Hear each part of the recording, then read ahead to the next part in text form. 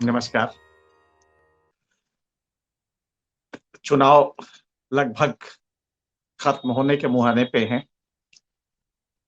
अब यूँ कहिए कि पूँछ बची हुई है, बाकी तो निकल गया। अब तक अंदाज़ा हो जाना चाहिए कि ऊँट किस करवट बैठेगा। बहुत दिनों से हम लोग लगातार एनालिसिस कर रहे हैं, ये वेरिएबल, वो variable, social variable, economic variable, state majesty, इस स्टेट के रिप्रेजेंटेटिव्स ने किस तरह हल्की बातें की, उसका काउंटर विपक्ष ने कैसे किया। बहुत कुछ हम लोगों ने कहा। साइकिल को साइकिल बम से जोड़ दिया गया। देश के प्रधानमंत्री ने अपनी तकरीर में, और वो भी सार्वजनिक मंच से, चुनाव मंच से, कहा कि भाइयों बहनों, वो तुष्टीकरण के लिए हमारे त्योहार रोक देते हैं। प्रधानमंत्री का हमारे त्योहार कहना राज्य विधानसभा के चुनाव में ये कहीं से मर्यादा के अंदर नहीं था। किसी ने गर्मी निकालने की बात की, तो किसी ने जिन्ना कहा, फिर जिन्ना को लेके हुआ। उसके बाद हम एनालिस्ट बैठते हैं, आप लोगों का वक्त जाया करते हैं, या यूं कहिए कि आपको बताते हैं, और हमारा दावा है कि हमको आता है इसलिए बताते हैं। पर क्या वाकई हमको आता है? क्या वाकई चुनाव के ये प्रेडिक्शंस एक एक लॉटरी के लूडो खेलने की तरह नहीं होते, जिसमें कि आप गलत भी हो जाएं तो भी आप कह दें कि नहीं साहब, मैंने तो कहा ही था। दरअसल चुनाव प्रेडिक्शन भारत में संभव नहीं है, और हम लोग सब करते हैं। पर शायद मेरा बस चले तो मैं इसको तत्काल रोक दूं कि प्रेडिक्शन ना करिए। आप एनालिसिस कर सकते हैं, लेकिन प्रेडिक्शन ना कीजिए। उसकी वजह है, होमोजीनियस सोसाइटीज अगर होती हैं तो उनमें आप प्रेडिक्शन कर सकते हैं पब्लिक मूड का। लेकिन इन सोसाइटीज में, भारत जैसी सोसाइटी में, जहां अंडर करेंट्स हो, जहां पे एक वेरिएबल दूसरे को काट रहा हो, न्यूट्रलाइज कर रहा हो, एक भारी पड़ जाए तो दूसरा भी भारी हो जाता है, और उसका कोई नापने का पैमाना नहीं होता। तो या तो लहर हो, आंधी हो, तूफान हो, तब तो आप कर लेंगे, फिर तो कोई दिक्कत नहीं है। लेकिन अगर लहर, आंधी, तूफान नहीं है तो प्रेडिक्शन लगभग असंभव। अब अपने भाव के हिसाब से आप प्रेडिक्शन करते हैं। अगर आप मोदी जी के भक्त हैं, अगर आप सत्ता के भक्त हैं, तो कहेंगे साहब ये इमदाद दिया गया, ये जनता को दिया गया, और फिर मोदी जी के अपनी मकबूलियत, और कुल मिला के आप वो सारे तथ्य रखेंगे, कहेंगे क्या इसके बाद भी वोट नहीं मिलेगा? बिल्कुल मिलेगा। और देश में साहब आतंकवाद के खिलाफ जनता बहुत नाराज है, आप ये कहेंगे। कोई भी काउंटर करने का इसका मैकेनिज्म नहीं होता कि किसको कहेंगे कि ये ज्यादा वजन रखेगा, वो वाला वेरिएबल कम वजन रखेगा। अगर आप मोदी जी के खिलाफ है, बीजेपी के खिलाफ है, तो आप कहेंगे नहीं साहब, भयंकर बेरोजगारी है, जनता नाराज है, महंगाई से तो बिल्कुल नाराज है।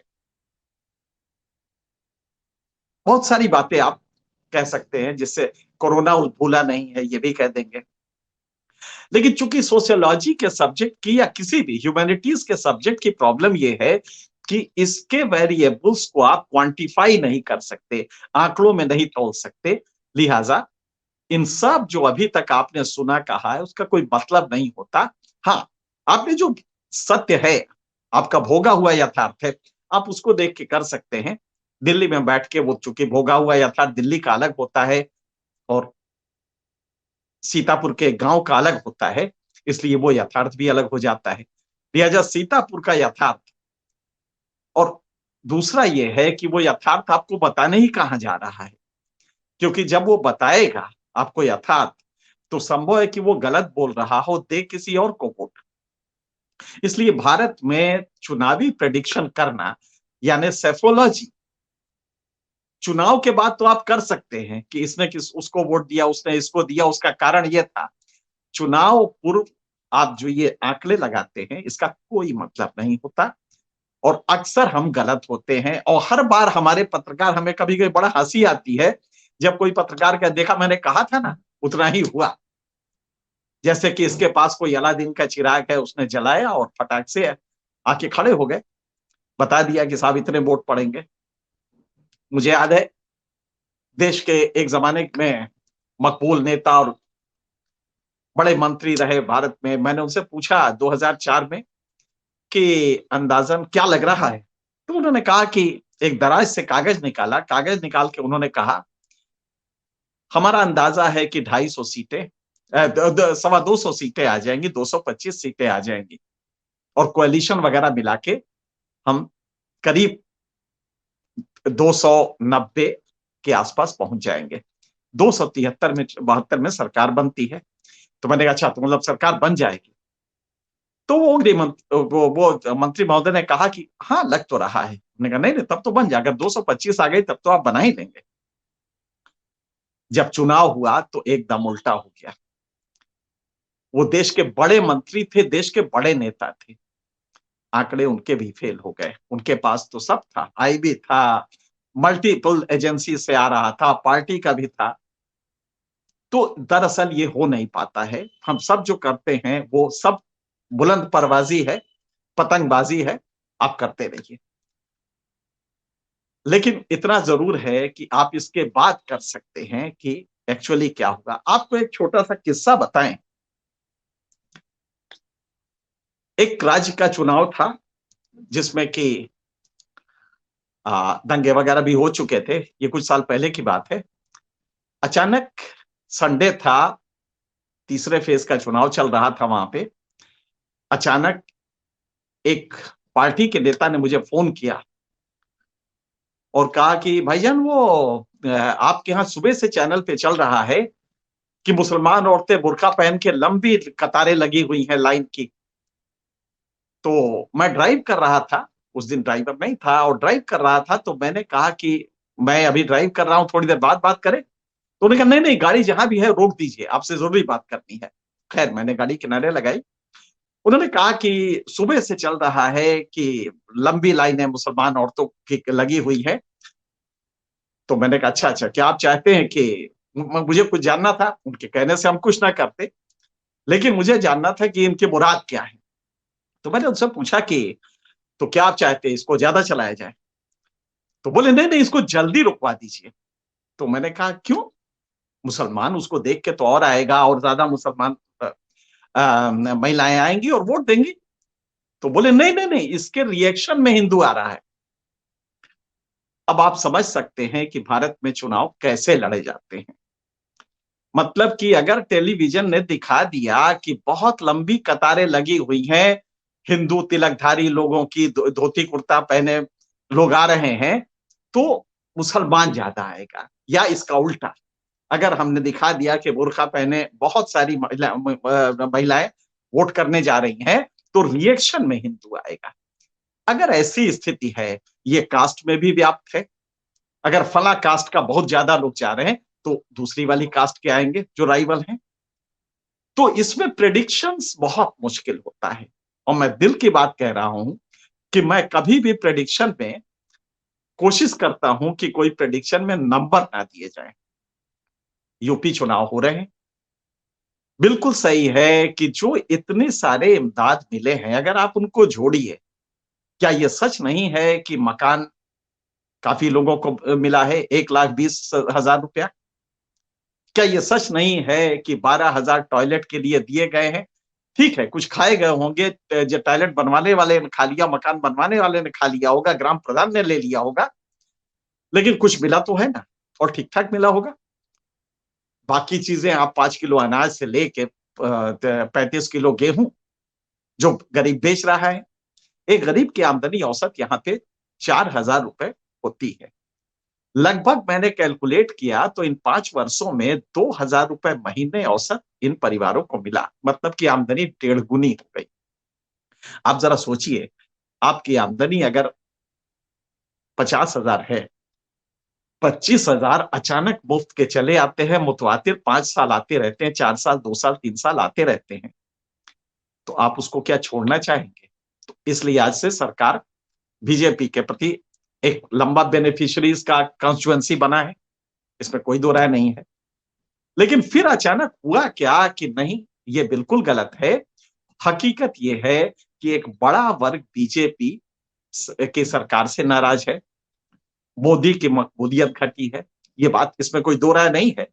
जो भीड़ अखिलेश के पहले दिन सभा में आई थी, वो बुलाई हुई भीड़ नहीं थी, वो स्वतः आई हुई भीड़ थी। सत्ता के पक्ष तो बुला सकते हैं, अपने आरटीओ को कह के, ट्रांसपोर्ट डिपार्टमेंट को कह के, कलेक्टर को कह के, और कलेक्टर हर ग्राम प्रधान को कह सकता है कि घपला तो काफी कर रहे हो, लेकिन आदमी लेके आना जलसे में। तो वो संभव है, लेकिन अखिलेश के में भीड़ आती है तो वो रियल भीड़ होती है। और ये बात सच है कि नाराजगी है, ये बात सच है कि इतने सब देने के बाद भी आज एक बैकवर्ड में तमाम जो कास्ट हैं वो अपने कास्ट ग्रुप्स में वापस चली गई हैं, जबकि आपने जबरदस्त हिंदुत्व किया, साइकिल को, साइकिल ब्लास्ट आतंकवादियों से जोड़ दिया, आतंकवादियों से अखिलेश का रिश्ता भी बता दिया, आपने वो सारी चीजें की। इसके बावजूद एक बात ये सच है कि बीजेपी का जो पब्लिक एक्सेप्टेबिलिटी है वो नीचे गई है। 2019 नहीं है, 2017 नहीं है, और अच्छी फाइट है। अब इसमें देखना यह है कि इस फाइट में दो तरह के लोग हैं। हम जो एनालिस्ट हैं, कुछ लोग जो सरकार ये चाहते हैं कि ये सरकार रहे, उन लोगों की अपनी गणित है और कह रहे हैं कि साहब 230 से 260 तक आ सकता है। मतलब कहीं भी नहीं ये नहीं सोचने को तैयार है कि 200 मतलब सरकार नहीं बनेगी। एक दूसरा वर्ग है जो मेरे जैसे लोगों का है, जो दोनों में कंफ्यूज है, और वो कह रहा है कि देखिए आप 180 से 210, अब इसमें दोनों खेल है। अगर सरकार नहीं बनी तो मैं तो कह ही रहा था सरकार नहीं बनी, और 210 हो गए तो हम तो ताली बजा के, मैं तो पहले ही से जानता था कि जो मदद मिला है इसका अपना असर पड़ेगा। और फिर हम घंटों बोल सकते हैं इस पे कि मदद का क्या असर होता है, बेनिफिशियरी कॉन्स्टिट्यूएंसी कैसे वर्क करती है। ये दिल्ली में बैठे एक एक वर्ग है जिसमें मैं भी शामिल। एक तीसरा वर्ग है, वो सीधे कह रहा है कि साहब 100 सीटों से ज्यादा बीजेपी नहीं जाएगी, आप मुझसे लिखवा के रख लीजिए। अच्छा, उस लिखवाने का कोई मतलब नहीं होता है, क्योंकि तब फिर वो जब 100 अगर 100 से कम नहीं आई, 200 के पार चली गई, तो जब उसको आप पकड़ेंगे, पूछेंगे कहा था, तो उसने कहा कि असल में वो प्ले का अगर लास्ट मिनट में जो बैलेट उसका जो ईवीएम का खेल हुआ था ना, उसको हम नहीं समझ पाए थे, वो ईवीएम का खेल हो गया। हम हम लोग एनालिस्ट जो है इस तरह की बेशर्मी करते रहते हैं, हर बार कर। हमने कभी जनता से नहीं कहा है कि मुझे कुछ नहीं आता, और मुझे उतना भी नहीं आता जितना आपको आता है। ये हमारी गलती है, अहंकार है या मूर्खता है, जो भी कहिए, लेकिन चुनाव में मैं साफ कहता हूं मुझे कुछ नहीं आता, मेरी कुछ समझ में नहीं आता। हाँ, लहर है, डिसर्नेबल लहर है, अगर वो दिखाई दे रही आंधी तूफान है तो फिर तो अलग है। जैसे 1977 में जो आया था, वो एक बच्चा भी कह सकता था, और उस समय हम भी बच्चे थे, लेकिन उस समय हम भी कह सकते थे कि जा रही है इंदिरा गांधी, और 280 भी ये कह सकते हैं, 1980 भी ये कह सकते हैं इंदिरा गांधी आ रही है। उसी तरह 2014 में आप कह सकते थे, 2019 में भी कह सकते थे। कम से कम इतना ना कहते, लेकिन ये तो कहते कि मोदी अभी रहेंगे। अभी भाइयों बहनों बहुत दिन सुनने को मिलेगा। लेकिन जो तीसरा वर्ग है, वो बेसाख्ता कह रहा है कि साहब 100 से ज्यादा नहीं जाएगी। मैं इसको नहीं मान रहा हूं कि 100, तो नाराजगी उनकी हो सकती है, मोदी के प्रति गुस्सा हो सकता है, लेकिन 100 की हालत नहीं है। लेकिन फिर कंफ्यूजन जबरदस्त है, मल्टी वेरिएबल सिचुएशन है। एक कास्ट अगर बढ़ के आगे आ रहा है वोट डालने, तो दूसरा कास्ट काउंटर में आएगा उसके खिलाफ। और हम सारी जो एक थ्योरी साफ है कि आप कम्युनल पैशन को हर बार चाहे कि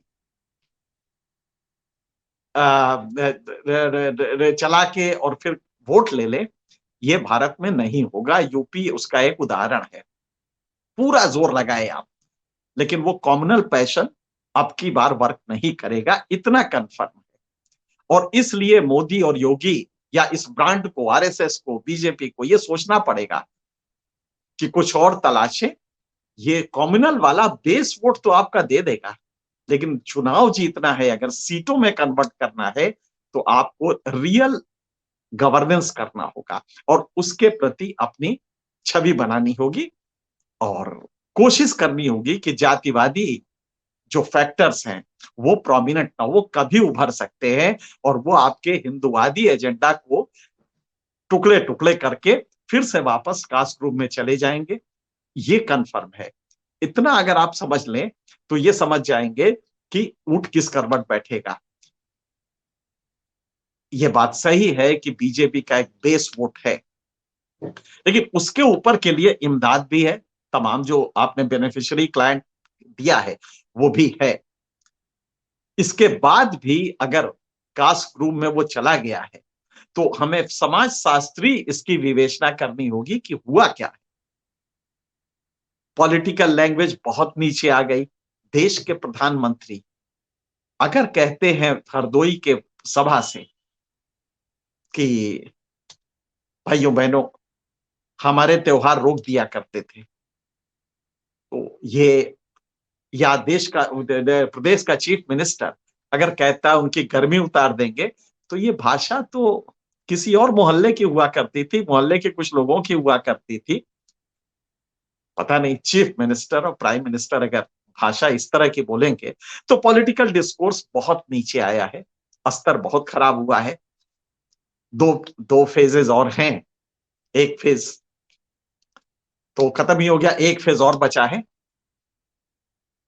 और सच पूछिए तो लगभग पिक्चर क्लियर हो गई है। लेकिन एक ही चीज है, हम ये कह सकते हैं आपसे और माफी मांग के कह सकते हैं कि समझ में कुछ नहीं आ रहा है। हम एक लाइन में, हाँ नीचे आएगा ये हर आदमी कह रहा है, हर एनालिस्ट कह रहा है कि पहले से नीचे आएगा, जो बीजेपी के भक्त हैं वो भी कह रहे हैं, लेकिन वो 230 से 260 तक दे रहे हैं, 70 तक दे रहे हैं। जो सत्ता रहना चाहिए उसमें ब्यूरोक्रेट्स का एक बड़ा वर्ग है और तमाम अन्य भी लोग हैं, वो ये कह रहे हैं कि साहब किसी भी तरह से 180 से 220 के बीच में रहेगी और 10% प्लस माइनस तो हर जगह होता ही है, तो 10% अगर इधर ले लेंगे तो सरकार बन जाएगी और 180 का माइनस 10% कर देंगे तो 160 में सरकार नहीं बनेगी। बहरहाल एक वर्ग चौथा जो और है वो आपको हम अभी से बता दें, उसमें हम भी हैं कि अगर 160 से ऊपर आती है तो फिर मेरे ख्याल से जो स्थितियां बनेंगी वो दूसरी होंगी, वो स्थितियां बिल्कुल दूसरी होंगी और उसमें होगा ये कि फिर वो ईडी चलेगा, फिर वो इनकम टैक्स चलेगा और बहुत कुछ वो होगा जो पर्दे के पीछे होगा। और पर्दे के पीछे अगर होगा तो आप ये कंफर्म मानिए कि उसमें बीजेपी सरकार बना लेगी। बहुत सी चीजें हैं जो केंद्र में बैठे कुछ काबिल लोग अप्लाई कर देंगे और फिर तोड़ना फोड़ना, उसको खींचना, ईडी को भेजना, ये सब भी चलेगा। तो सतर्क रहिएगा। 160, 70, 80 आने पे वो खेल हो सकता है और वो खेल संभव है। इसलिए 160 के बाद जो 40 है, पार्टियों का तोड़ना, पार्टियों को लेना, उनको ऑफर देना, ईडी से डरवाना, ये करना वो करना, ये सब कुछ होगा। और कुछ कुछ जो बड़े नेता हैं देश के बड़ी पार्टियों के, उनके खिलाफ पहले से ही केस चल रहा है, डिस्प्रोपोर्शनेट एसेट का भी केस है और कुछ नए भी आ गए हैं, तो उसको डरवा के चीजें हो सकती हैं। इसलिए हम जनता को यही कहना, अपने दोस्तों से यही कहना चाहते हैं कि हमें उस दिन के लिए सतर्क रहना होगा कि जब 160, 70, 80 आएगा सत्ता पक्ष का, तब भी सरकार कैसे बनती है वो नहीं होना चाहिए, हमें उससे बचना चाहिए। 180 आएगी तो कंफर्म है कि 20 तो वो किसी तरह तोड़, पार्टियां टूट जाएंगी, सारे एमएलए इस तरफ आ जाएंगे, क्योंकि एंटी डिफेक्शन लॉ की परिभाषा भी अजीब है। वो 2/3 कहता तो है लेकिन उसकी भी अजीब स्थिति है। आप देखते हैं कि हर स्पीकर अपने अपने हिसाब से परिभाषित करता है, तो उस समय जो हालत होगी वो बिल्कुल अलग होगी। काफी कुछ हो तो हंग सिचुएशन अगर आती है तो वो एक खतरनाक स्थिति होगी और हंग सिचुएशन में ब्लैकमेल छोटी-छोटी पार्टियां करना शुरू करेंगी। बेहद खतरनाक होगा। यूपी के लिए उत्तर प्रदेश का एक अविकसित जिला है, इसके राज्य है, इसलिए बचना इससे है कि किसी भी तरह से हंग सिचुएशन ना आए जिसमें ये जो छोटी पार्टियां हैं ये ब्लैकमेल करे, और ये करती भांति-भांति के इनके तरीके होते हैं।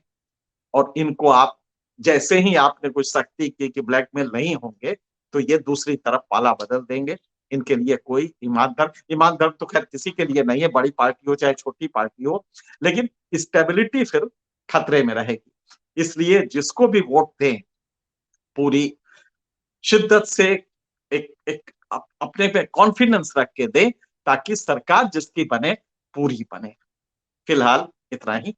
अगले हफ्ते फिर किसी और मुद्दे पे मिलेंगे। तब तक तो यूपी का चुनाव भी हो चुका होगा, पंजाब का भी हो चुका, पांचों राज्यों के निष्कर्ष आ जाएंगे। तो फिर देखते हैं कि हम लोग कितने सही थे, कितने गलत थे, और आपसे माफी मांग लेंगे अगर हम गलत थे। आज के लिए इतना ही। सत्य हिंदी का ऐप डाउनलोड करें गूगल प्ले स्टोर पर।